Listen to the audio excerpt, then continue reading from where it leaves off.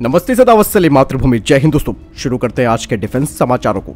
सबसे बड़े defence update की बात करते हैं तो आ रही है एचएएल के HLFT-42 स्केल मॉडल को लेकर।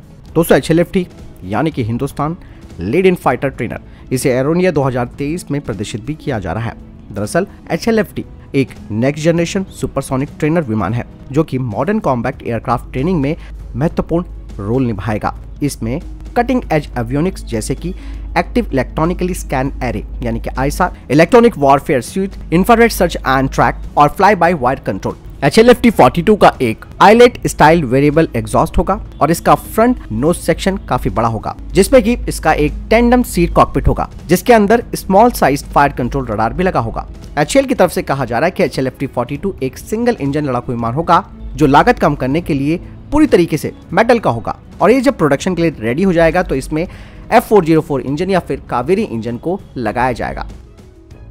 बढ़ते नेक्स्ट अपडेट की तरफ जो कि प्रीडेटर आर्म ड्रोन्स को लेकर आ रही है। दोस्तों चीफ ऑफ स्टाफ कमेटी ने विचार किया है कि तीनों आर्म फोर्सेस के लिए 6 प्रीडेटर ड्रोन्स हर आर्म फोर्सेस के लिए लिए जाएंगे और कंबाइंड जो ऑर्डर है वो 18 का दिया जाएगा और इस कॉन्ट्रैक्ट को अप्रैल के महीने में साइन किया जा सकता है। हालांकि दोस्तों भारतीय वायुसेना और भारतीय सेना 4 प्रीडेटर आर्म ड्रोन्स को खरीदने पर सहमत हुई थी, लेकिन भारतीय नौसेना ने उन्हें आखिरकार मना लिया कि इंडियन आर्मी और इंडियन एयरफोर्स दोनों के पास 6 प्रीडेटर आर्म ड्रोन्स होने चाहिए और ऐसे में ये संख्या कुल मिलाकर 18 हो जाती है और ये जो सौदा है वो $1.8 बिलियन तक पहुंच जाता है। बढ़ते हैं अगली अपडेट की तरफ। दोस्तों भारत का आर्चर आर्म ड्रोन जून में अपनी फ्लाइट करने वाला है और ये 300 किलोग्राम के हथियार ले जा सकता है, जिसमें स्मार्ट एंटी एयरफील्ड वेपन और एंटी टैंक गाइडेड मिसाइल शामिल है। वहीं दूसरी तरफ तपस मीडियम लॉन्ग इंड्योरेंस ड्रोन अपना फ्लाइंग डेब्यू करेगा एरो इंडिया 2023 में। तपस का मूल्यांकन हमारी आर्म फोर्सेस कर चुकी हैं और इसका उत्पादन HAL और भारत इलेक्ट्रॉनिक्स लिमिटेड के द्वारा किया जाएगा। तपस जो कि ऑटोमेटिक रूप से टेक ऑफ और लैंड करने की क्षमता रखने वाला ड्रोन है। इसी तपस ड्रोन को पहले रुस्तम 2 कहा जाता था।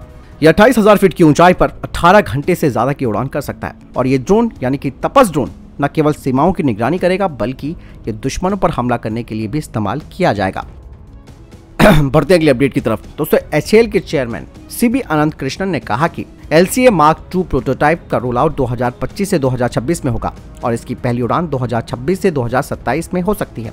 लेकिन इससे पहले उन्होंने अपने एक इंटरव्यू में ये भी कहा था कि LCA Mk2 का प्रोटोटाइप 2025 से 2026 में होगा, लेकिन अब उन्होंने इसकी टाइमलाइन की जो ड्यूरेशन है उसे 1 साल और आगे खिसका दिया है। हालांकि दोस्तों मैं बता दूं कि LCA Mark II प्रोटोटाइप के रोल आउट की योजना दिसंबर 2023 के लिए बनाई गई थी, लेकिन सितंबर 2022 में प्रधानमंत्री के नेतृत्व वाली कैबिनेट कमेटी ऑन सिक्योरिटी ने इस परियोजना को मंजूरी देने में देरी कर दी, जिसकी वजह से इस परियोजना का जो समय रेखा है यानी कि टाइमलाइन है उसे आगे बढ़ाना पड़ा था। वहीं HAL के अधिकारियों ने यह कहा भी था कि LCA Mark II प्रोटोटाइप के पहले रोल आउट के लिए CCS की क्लियरेंस यानी कि कैबिनेट कमेटी ऑन सिक्योरिटी से क्लियरेंस मिलने में 36 महीने लगेंगे।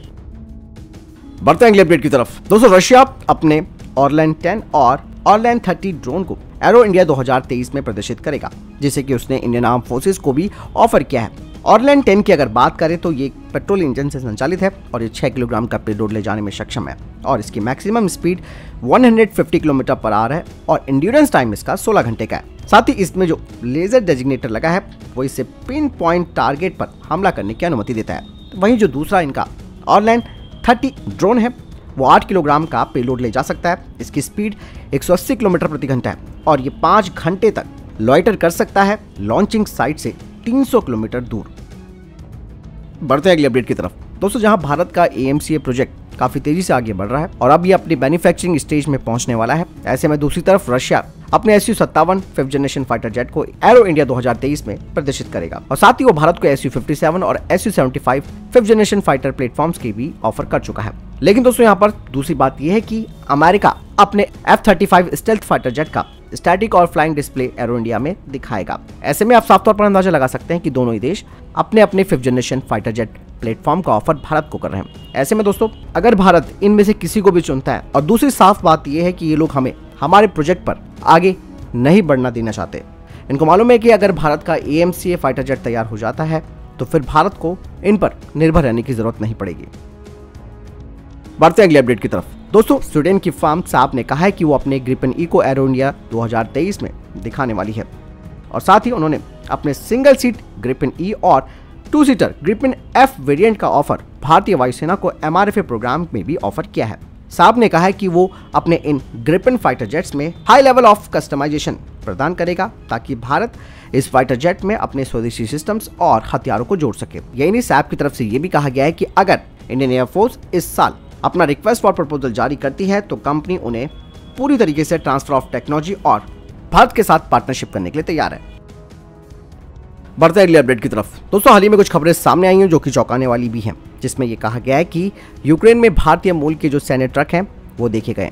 ऐसे में कई लोगों को इस बारे में जानकर हैरानी भी हुई कि यूक्रेनी सेना अशोक लीलैंड निर्मित स्टॉलन 6x6 लॉजिस्टिक वाहनों का इस्तेमाल कर रही थी। ऐसे में अंदाजा तो यहाँ तक भी चला गया था कि कहीं भारत ने यूक्रेन को कोई सैन्य मदद तो नहीं भेजी, कहीं सैन्य उपकरण तो नहीं भेज रहा भारत। और भारत ने तो आज तक यूक्रेन को कभी इस ट्रक को बेचा भी नहीं है। वहीं बिक्री के हिसाब से देखा जाए तो भारत दूसरा सबसे बड़ा ट्रक निर्माता भी है। मैं आपको बता दूं कि अशोका लेलैंड भारतीय सेना के लिए लॉजिस्टिक वाहनों का सबसे बड़ा आपूर्तिकर्ता भी है। लगभग 70,000 stallion 6x6 medium duty defence vehicles भारतीय सेना में शामिल है, जो कि बर्फीले पहाड़ों और चिलचिलाते रेगिस्तान में भी सर्विस कर रहे हैं। हालांकि जो तस्वीरें सामने आई थी 6x6 लॉजिस्टिक वाहन की, वो जो ट्रक है जो यूक्रेन में देखा गया है वो बाएं हाथ से चलने वाला ट्रक है, यानी कि लेफ्ट हैंड ड्राइव है। और हो सकता है कि ये अशोका लीलैंड का एक एक्सपोर्ट मॉडल होगा जिसे भारत ने किसी दूसरे देश को दिया हो, फिर उस देश ने उसे आगे यूक्रेन को भेज दिया हो। यूक्रेनी सेना के साथ जो स्टैलियन 6x6 दिखाई दे रहा है वो एक पुराना मॉडल है जिसे 2012 में पेश किया गया था, तो और तब से इसे एक नए मॉडल में बदल भी दिया गया है। तो ऐसी कोई बात नहीं है कि भारत ने यूक्रेन की कोई सैन्य सहायता की है और अपने ट्रक्स उन्हें बेचे हैं। बढ़ते अगली अपडेट की तरफ। भारतीय सेना में 108 यानी कि 108 महिला ऑफिसर्स को कर्नल के पद पर तैनात करने की प्रक्रिया शुरू की गई है। इस बारे में रक्षा राज्य मंत्री अजय भट्ट ने कहा कि लेफ्टिनेंट कर्नल से कर्नल के पद पर प्रमोशन के लिए महिला अधिकारियों के लिए स्पेशल नंबर 3 सिलेक्शन बोर्ड 9 से 21 जनवरी तक आयोजित किया गया था और स्पेशल नंबर 3 सिलेक्शन बोर्ड ने कुल 244 यानी कि 244 महिला अधिकारियों पर विचार किया था और उसके बाद कुल 108 महिला अधिकारियों को लिस्टेड किया गया है। बढ़ते अगले अपडेट की तरफ। दोस्तों, इसरो ने एक और बड़ी उपलब्धि हासिल की है। भारत के SSLV D2 ने 3 सैटेलाइट्स को सफलतापूर्वक प्रक्षेपण किया है। इससे पहले आपको मालूम होगा कि पिछले साल SSLV का जो पहला मिशन था वो पूरा नहीं हो पाया था, जिसका कारण था कि ये कक्षा में सही तरीके से स्थापित नहीं हो पाया क्योंकि इसके आखिरी चरण में खराबी आ गई थी। बता दें कि इसरो ने आंध्र प्रदेश में श्रीहरिकोटा रॉकेट पोर्ट से पहले लॉन्च पैड से सुबह 9:18 पर इसका प्रक्षेपण किया। SSLV D2 जिन सैटेलाइट्स को ले गया है उनमें US-07 अमेरिका जोनस 1 सैटेलाइट और स्पेस किड्स इंडिया का आजादी सेट 2 शामिल है। 3 चरणों वाला SSLV ठोस ईंधन के द्वारा संचालित है। बढ़ते अगली अपडेट की तरफ जो कि गगनयान को लेकर आ रही है। दोस्तों, गगनयान लैंडिंग के बाद उसे रिकवर कैसे किया जाएगा समुद्र से, जिसे कि भारतीय नौसेना और इसरो करेगी। ऐसे में इसके लिए एक टेस्ट किया गया है। इस टेस्ट में तेज लहरों में गगनयान के क्रू मॉडल को तेज लहरों में तैरने के लिए छोड़ दिया गया ताकि उसके तैरने की क्षमता को जांचा जा सके। क्रू मॉडल की टेस्टिंग के दौरान उसका वेट, सेंटर ऑफ ग्रेविटी, बाहरी ढांचे, इन सब की जांच की गई। उसी तरीके से की जा रही है जिस तरीके से लैंडिंग और उसके बाद रिकवरी की जाएगी। ह्यूमन स्पेस फ्लाइट का जो अंतिम चरण क्रू मॉडलिंग की रिकवरी को माना जाता है, इसीलिए इसकी टेस्टिंग पहले से हो रही है। वाटर सर्वाइवल टेस्ट फैसिलिटी में बने पुल में गगनयान को तेज लहरों में छोड़ दिया गया। इसके अलावा उसमें बुबाई और अपराइटिंग फ्लोट्स के साथ भी छोड़कर चेक किया गया ताकि इस बात का पता चल सके कि तेज लहरों में कौन सा तरीका ज्यादा सुरक्षित है। तो फिलहाल के लिए थे अभी तक के टॉप डिफेंस और स्पेस अपडेट्स। वीडियो के संबंध में कोई प्रश्न जवाब है, आपका कोई सवाल है, कमेंट सेक्शन में लिखकर जरूर पूछ सकते हैं। मिलता हूं वीडियो के साथ। चैनल जरूर सब्सक्राइब कीजिएगा। जय हिंद, वंदे मातरम।